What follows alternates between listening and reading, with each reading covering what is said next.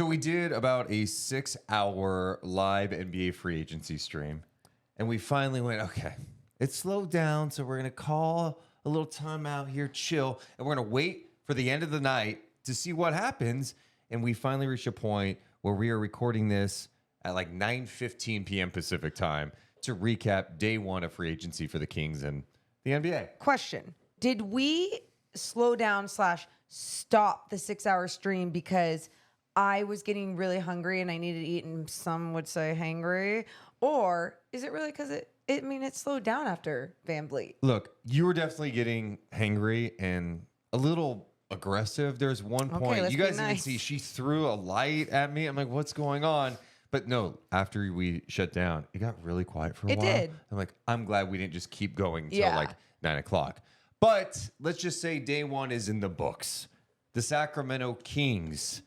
Not a crazy day. No. But it sounds like they have a trade that's close with Chris Duarte coming to the Sacramento Kings. Mm-hmm. Last night, they signed Harrison Barnes to a 3-year, $54 million extension. And the news broke this afternoon that Trey Lyles is returning to the Sacramento Kings on a 2-year, $16 million deal. And they're losing Chimezie Metu, who leaves the Sacramento Kings to sign a free agent deal with the Phoenix Suns. Where do we start today? Well, we could backtrack a little. We could either start with today, but I think starting with last night and the reaction to Harrison Barnes re-signing with the Kings for almost $18 million a year, depending on how that contract exactly is.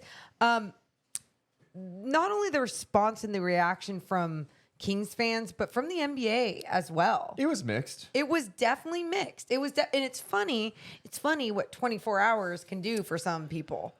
Yeah, I mean, I think the $18 million a year price for Barnes seemed just a tad high to me last night. The more I thought about it, I'm like, look, it really just depends on what these other guys get. And so today we're fascinated to see what's going to happen with Kuzma, what's going to happen with Jeremy Grant, maybe even a Cam Johnson, Chris Middleton. I never really thought he was coming to Sacramento, but okay, let's just see what happens with those guys. Kuzma surprises almost everybody, I thought, by deciding to go back to the Washington Wizards. I thought maybe Houston would come in there with like a $30 million deal. Maybe you have a situation in which Indiana comes in with a big money deal because that was another team with cap space. But he elects to go back to the Wizards. They give him 4 years, $102 million, $25.5 million per year. And I thought, man, I think the Kings probably could have got him at 25.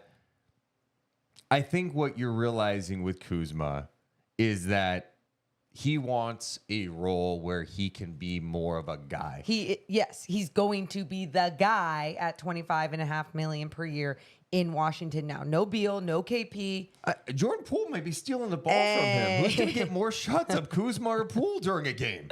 It's going to be between him and Jordan Poole. But you're exactly right. Kyle Kuzma wanted to be a high usage player, and he knew being in Sacramento, he was not going to necessarily be that guy. There's Sabonis. There's Fox.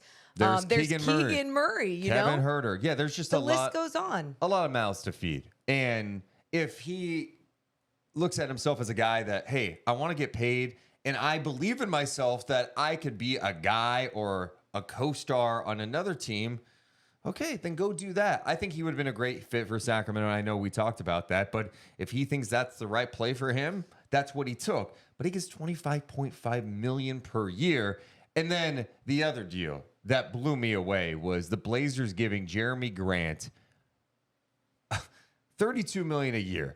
And I knew it could be pushing the $30 million mark. Sure. But he got a 5-year, $160 million deal to stay in Portland. And as much as I like Jeremy Grant, I love Jeremy Grant. That price was shocking to me. And the years, especially for a team in Portland that, like, let's be honest, seems like it's kind of in flux with the Dame situation, but he stays in Portland. So these two guys I was just interested in, I'm going, wait, one's getting 32 per, the other's getting 25.5. You got HB for 3 years at $18 million a year, and you know what he's about. You know he's a team guy. You know he's not getting in the business for himself. He could shoot the three and get to the free throw line. Great locker room guy, leader. Everybody likes him. It makes a lot of sense. It may not be the sexiest move ever to bring back Harrison Barnes, and there are going to be issues that need to be addressed with this roster still, especially if they're not addressing the length, rim protection, all that stuff. But we know what Harrison Barnes is, and looking at some of these deals today, I'm not too bad about the HB deal. And that's number one. That's number one. When you look around the league, and I felt this way even before I saw the other deals. Okay, let me make that clear. Two, how annoying is it? I'm sure as a boss or an owner of a company, you pay someone a salary and they use a lot of sick days. They're not coming to work that much. Harrison Barnes goes to work. He goes to work. He plays 82 games in a season. He plays when he is asked to play. Now, we've already talked about this in another podcast. Yeah. What does this mean for his role going forward? We're hoping that there will be less minutes, not just because that means that there are other people on this team that are developing at a high rate and playing more, but it also means that he will be preserving his body for the postseason. So again, all in all, I like this deal. I like this number, and I love having a guy like Harrison Barnes on this squad, especially looking at some of those free agency deals that we saw today. We also saw Cam Johnson stay in Brooklyn. That's another name that some Kings fans were interested in. He was a restricted free agent, but he stays with the Nets. He gets 4 years, $108 million, $27 million per year. Middleton stays in Milwaukee, 3 years, $102. And then Bruce Brown, that was the name I was like, man, I like Bruce Brown. I knew a lot of teams like Bruce Brown because of how versatile he is, what he brings to a team, what he did in Denver. Pacers give him 2 years, $45 million. So all in all, I'm looking at what the Kings did with Barnes. I'm like, it's not too bad. They didn't crush their cap situation. They didn't get in a situation where they're giving Barnes 4 or 5 years, whatever. It's a 3-year deal. Yep. And was a guy that was part of the success of the team that made the playoffs for the first time in 16 seasons. I dig it. Let's move on to this morning. This morning, we find out that Chris Duarte could be headed to the Sacramento Kings. That deal hasn't been officially announced yet. We're still waiting on details, but Shams Charania reporting that Duarte has been sent to Sacramento for draft compensation. I like the Chris Duarte swing by Monty McNair. I like it too. On a rookie deal. And I think the biggest thing for me when I look at him is like, oh, he's got a connection with Sabonis. Played with Sabonis during his rookie year, and he thrived with Domantas Sabonis. Last year, he's banged up. All of his numbers were down. He failed to really gain any traction. It looked like he lost some confidence. He wasn't himself. Some people are like, does he have the yips? What's going on? He needs a fresh start. And now he comes to Sacramento with a start to be part of the, a chance to be a part of the rotation. And I look at him as a Terrence Davis replacement. That's exactly it. Part of that, a Terrence Davis replacement that might have a little bit more control when it comes to his handle, when it comes to his shot selection, the way that he goes about things, being a selfless player, being a willing cutter. Low risk, high reward guy, the type of person that Monty McNair keeps bringing to this squad, a guy that's going to work hard for you, that's going to listen to you. And I feel like we're going to be talking about this with a lot of players. If there's going to be anyone that can get you back on track, it feels like it's going to be Mike Brown and his coaching staff. And Duarte's got good size too, right? Like 6'6", strong, can defend, get in the guys. And I think he is more the player we saw his rookie year than the guy we saw last year. And last year wasn't good for him. But he's going to have a chance in Sacramento to be a part of things. And he's still on a rookie contract that's really affordable. He makes just under $4 million this coming season. I think it jumps up a little bit. And then there is that team option moving forward for him with the Sacramento Kings. So we'll find out what that looks like probably in the days ahead. And then right as free agency started, we learn about Trey Lyles coming back to the Sacramento Kings on a 2-year, $16 million deal. So that's $8 million per year for Trey Lyles, who really found a great role with the Kings last year. And dude, when I listen to him after the season ended, hearing him talk about feeling at home in Sacramento, saying he would do anything for Mike Brown and Brown gave him confidence, It made me love Trey Lyles even more. Yes. And it made me appreciate what Mike Brown can get out of guys. I think Lyles came in to the season in tremendous shape, showed the ability to be tough, knock down the three. He'll put the ball on the floor. I think he has the ability to play small ball five like we saw against the Golden State Warriors. I like that Trey's back. I think he's a good rotational piece for Sacramento. One of my favorite things of Media Day last season, no one was expecting Trey Lyles to have the year that he did have. But one of the questions I had asked him is like, what is the most like underrated thing about you or misconception about your game? And he's like, that I don't care because I don't show a lot of emotion, a lot of body language, but it's not about that. It's about the way that I'm playing. It's about the way that I'm putting in the work.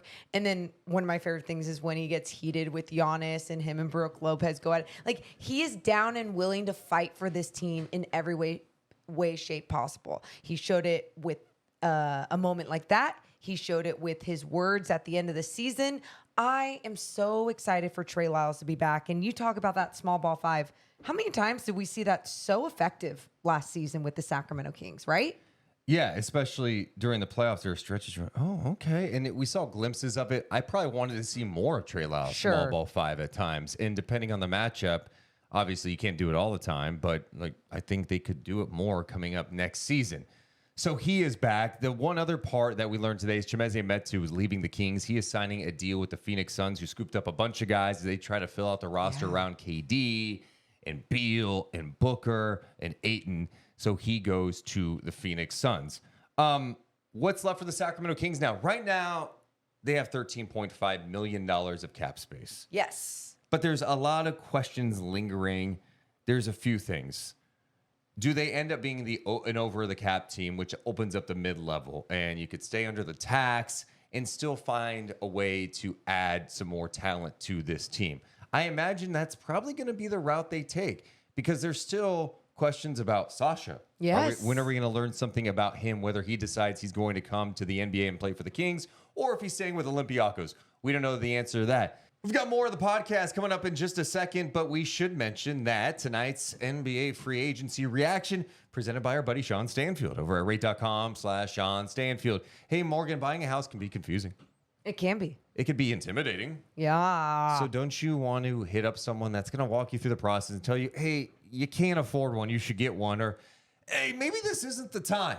You know how many times I have questions about these things and I never know who to ask? Oh, you're welcome. We're telling you who you can ask, and he's the easiest person to talk to. We've known Sean for over a decade. He's also a big Kings fan. You could hit him up on his website, rate.com/Sean Stanfield. You could also call or text him. That's a good way to get in touch. 916-276-7563. He has helped our podcast listeners at times get a house or refinance. You can hit him up at 916-276-7563. That's Equal Housing Lender, subject to credit approval. NMLS ID number 349707. Company NMLS ID number 2611. NMLSConsumerAccess.org. Thanks so much to our friends at Guaranteed.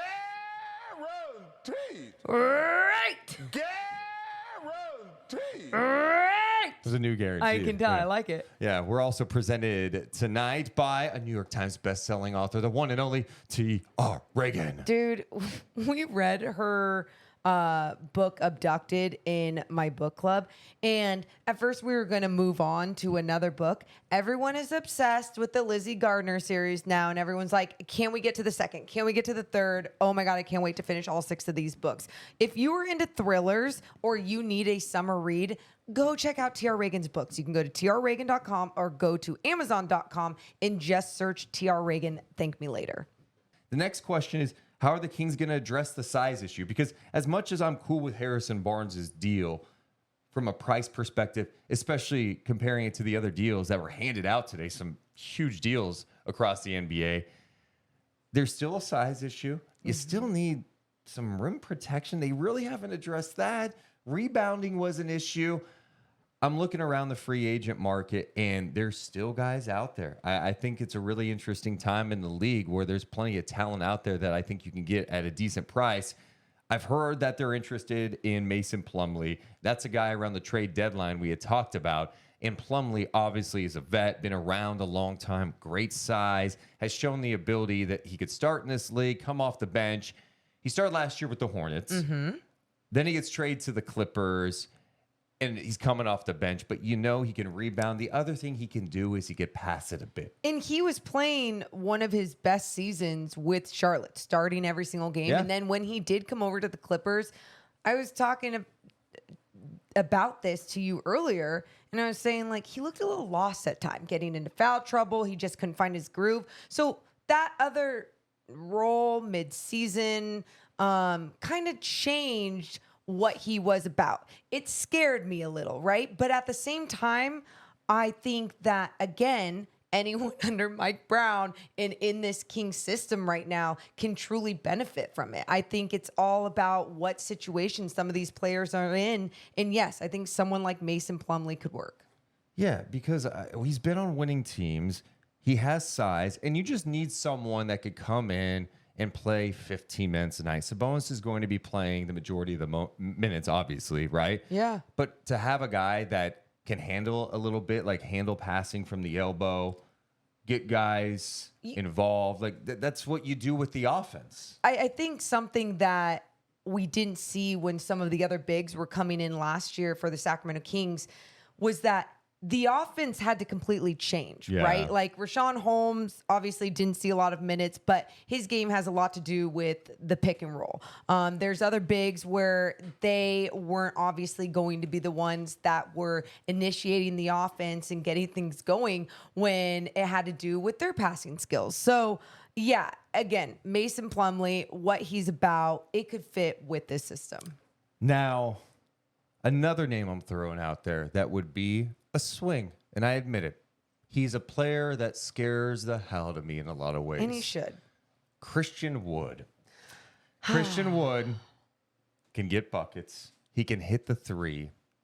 Could he be the guy at backup center? Now, you look at just the raw numbers, it would be easy to go, why isn't he just being picked up on the first day of free agency? He spent last year in Dallas, the year before that, Houston. He's played in Detroit, the New Orleans Pelicans, Milwaukee, Charlotte, Philly. He's bounced around the league. It seems like teams understand the talent level there. And last year in Dallas, his first year, he averaged 16.6 points, 7.3 rebounds, 1.8 assists, and over a block a game. He did it on 51% shooting. He did it on 37.6% from three. The year before that in Houston, he shot 39% from three. His career three-point shooting is just under 38%. With all that said, yes, the biggest thing with him has been consistency. And that's the effort that sometimes it seems like he goes into business for himself. He takes bad shots, not totally in the flow of offense, in the offense. And the other thing is, you look at a team like Dallas who needed help up front, and they're just like moving on from him. right. But what? he's 28 years old. He's Yeah. a vet. Maybe a fresh start with a Mike Brown. I know. Could be just the type of swing you make. And let me just real Okay, fast jump keep in going. with this. I know. But with Christian, I don't think it's going to cost a lot of money either.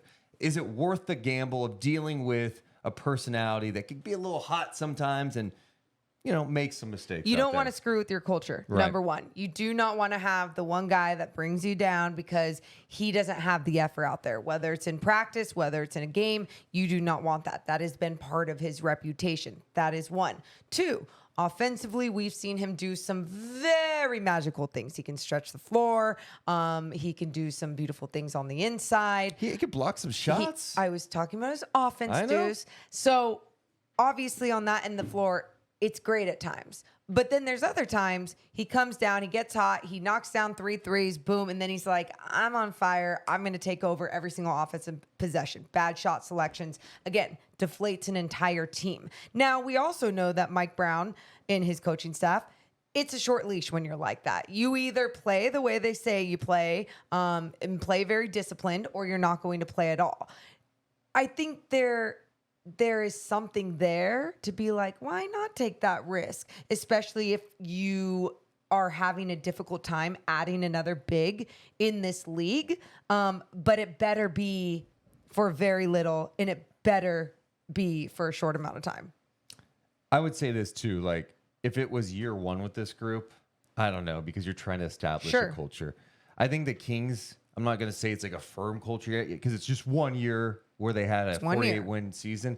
But it seems like they have this atmosphere that's pretty positive, right? It seems like a family vibe. Everyone likes each other. They share the ball. Yep. They have fun. I mean, you could also make the case that Christian Wood sometimes is trying to get shots up because he's not getting the ball all the time. So when he gets it, he wants to just shoot it. When this team that he'd be playing on, I think would empower him in ways that maybe he hasn't felt empowered. Like it's more of a team than he's used to. Are you trying to sell yourself a little bit? Because you say it's more of a team than he's used to, but look at all the teams that he's bounced around from. I mean, in his early career, he was a guy that was just like trying to figure it out and get into the league. I felt like when he finally showed what he can do on a regular basis was with the Pistons, and that's what got the Houston Rockets' attention, and of course now last year with Dallas. Yeah, I mean, sometimes you got to take gambles a little bit. And I just don't think one guy like Christian Wood could bring you down completely. I'm just looking at this team's weaknesses a little bit. I'm like, man, having a guy that's like his size, whatever, was he 6'11"? 6'11", 6'10", 6'11". If you can harness that a little bit. Yeah. He could be really impactful. So don't try and sell yourself. Like be realistic about it. And I'm being realistic about it. I just went over some of the issues with him. I'm just saying I put a lot of stock into Mike Brown. I do too. I absolutely do too. And if that was the direction that they went, I'd sit here and go, okay, let's wait and see. Because like you said, we know what he's capable of doing, but what would he be doing in a new situation? Is he going to be the old Christian Wood, or is he going to evolve into something more mature and disciplined under Mike Brown? Could look really good. Okay, Deuce Mason. Might be a boom or bust situation for sure. Of course, we will have it covered when anything happens with the Sacramento Kings. We'll be dropping videos on YouTube, dropping mini pods if necessary throughout free agency. And as we get closer to Summer League, I do want to get your thoughts, just taking a step back, looking at the rest of the NBA for a second. Yeah. Biggest surprises today? Ooh. A couple. I was shocked that we didn't hear anything about the Houston Rockets until Fred VanVleet, which was like 5 hours in. Well, no, I guess for us that was 5 hours in, but that was like a couple hours into free agency, and we're like, are the Rockets going to use any of their cap space? Like, what is happening? So that was a little shocking. It wasn't shocking once the VanVleet deal was done, just because we heard so many rumblings about it. But the rumblings we had heard was like a 2-year, $80 million deal. He ends up getting 3 years, $130 million. And it's so much money, $43 million a year. I like VanVleet. And I think the Rockets are desperate to have an adult in the room. We had talked about this the last few weeks about that team where you can't just have a team just full of young guys who don't know how to play. You need to have someone who's been around, and he's taken the ultimate path from an undrafted guy, G League, going to the Raptors, earning these deals, becoming an all-star at one point. It's just a lot of money for a guy that is an adult in the room. I still think he can be productive. I still think he's a good player. I'm just shocked by the price tag of it. That's totally fine. And everyone should be a little shocked by the price tag of it. But that is the direction that they went. So that would be my number, probably like one of my big surprises. Number two, we kind of touched on this, and that was Jeremy Grant. Jeremy Grant, the 5-year commitment is what was shocking. It's like, didn't you guys just learn your lesson of what you're kind of dealing with Dame Lillard even with the way that you are committed, but it's also a contract that is difficult to move because you have to match salaries and there's just so much there. So Jeremy Grant, I love. But what is the direction that this Portland team is wanting to go in with Scoot, with Chris Murray, with Shaden Sharp?